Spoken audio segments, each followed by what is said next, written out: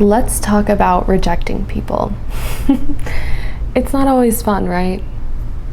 Oftentimes, when we're setting boundaries in our own life and we're trying to intentionally create the identity that we desire, it's required for us to tell people no.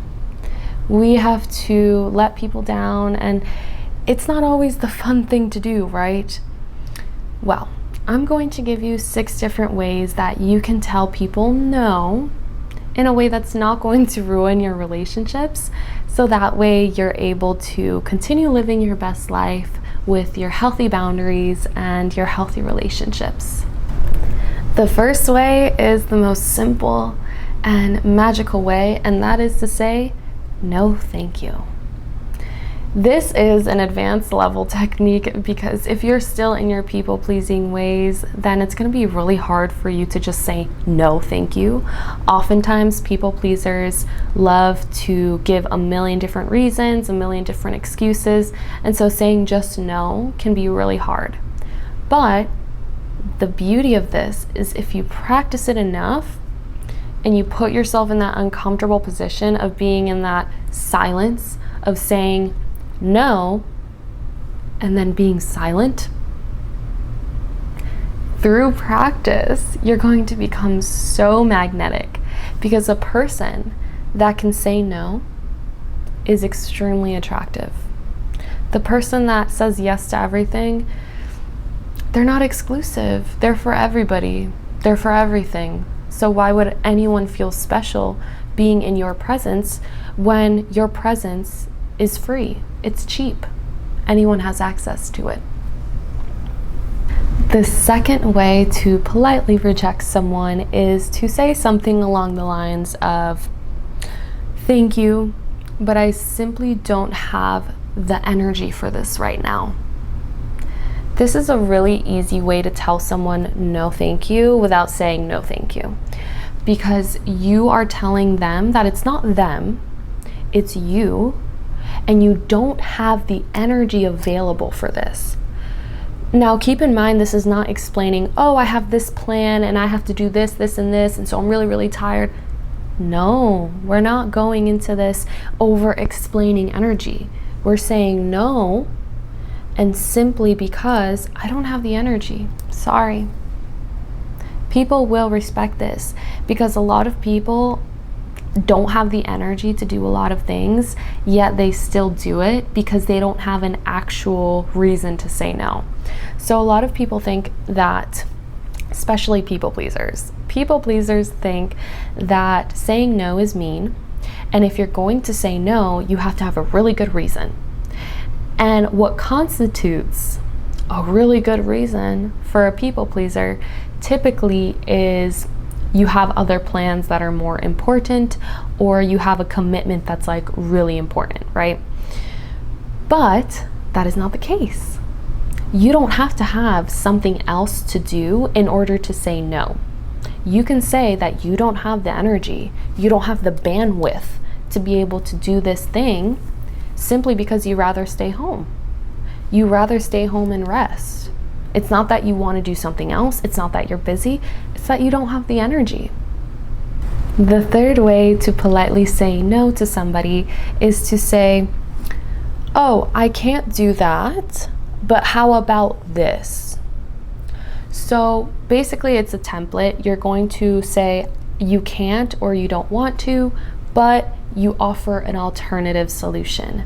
So if someone wants to do something with you and you're busy that day, or you don't want to do that specific activity, you can just say, oh, I can't do that, but how about we do this instead?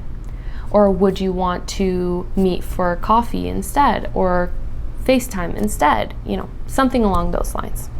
The fourth way to politely say no is going to actually set you up so you don't have to say no to this specific thing again. So typically you use this specific one when maybe you used to hang out with someone and do certain activity with them often, and now you've grown apart or your lives have changed. Maybe you're not interested in that activity anymore. So you're going to tell them that you don't do this anymore, but you would love to catch up with them in a different way. So let's say they want to do an activity that you're not about anymore. You don't want to like make them feel bad for doing it, but you don't want to do that. So you could say something like, oh, I don't do that anymore, but why don't we meet for this? Or why don't we do this instead? So it's similar to the previous example because you're providing an alternative, but instead of just saying no thank you, you're telling them, I don't do this anymore. I don't play that game anymore. I don't watch those shows anymore. I don't do that activity anymore. I've grown out of that. I've phased out of that.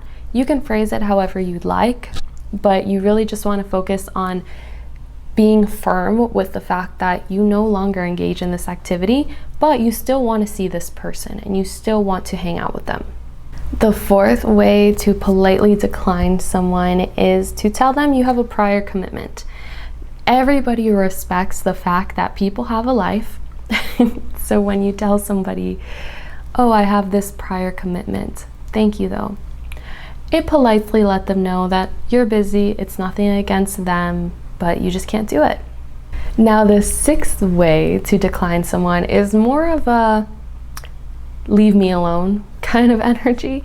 Now, I recommend using this when you are just really busy or just don't want to necessarily do the thing. Like you don't want to interact with this person, or if you do want to interact with them, you don't want to interact with them anytime soon. Maybe you are really busy and you have a lot going on, or maybe you just don't have the energy to deal with this person right now. What I like to say is, thank you so much, I would love to. This month is really hectic for me, but let's follow up next month and see if we can come up with something. I love to use this technique because people will really respect that. People aren't going to push you and say, oh, well, what about next week or the week after? Like you're like, no, this whole month, it's just busy for me. So it gives you a little bit of time and space to work out your schedule and then figure out when you can meet this person if you want to. But it also lets them understand that they need to give you a break. They need to leave you alone for a little bit. Because when you tell someone, oh, I have a prior commitment, blah, blah, blah, and the person still wants to see you, they may reach out to you the next week or the day after or 2 days after or 2 weeks later. And if you know that you don't want to do anything like this anytime soon, then you ask for a month. You say, okay, this month or this month and next month are really busy, hit me up in 3 months, right? Like, it's a great way to get people to give you space without telling them, oh, I need space, leave me alone, right? They understand, okay, she has a couple months where she's busy, and then if they still want to see you or reach out to you, they'll reach out to you in a few months, or when you're ready, you can reach out to them, but at least you've given them the warning that you've communicated that there's not going to be anything happening for at least a month because you have a lot going on. And again, this doesn't have to mean that you are so busy, right?